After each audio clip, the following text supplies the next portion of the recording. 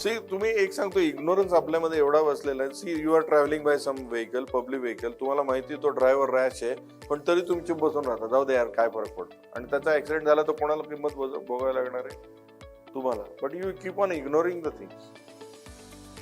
आजूबाजूला लोक कचरा टाकत राहतात, you ignore that. You don't have courage to talk to that person की बॉस हे नाही चलेगा, कचरा नाही टाकू शकत तुम्ही. आपण इतके टॉलरंट झालेलो आहोत, इतका इग्नोरन्स आपल्या लाईफ मध्ये उतरलेला, आणि तोच बिझनेस मध्ये रिफ्लेक्ट होतो. सो आत्ताचा आपला कुठलाच प्रॉब्लेम हा नवीन नाही. इट इज अ फार, ज्याला असं म्हणतो की पूर्वी इग्नोर केलेला प्रकार आता पोहोचलेला आहे इथे. तो तुम्ही इतके दिवस इग्नोर केला केला केला केला केला.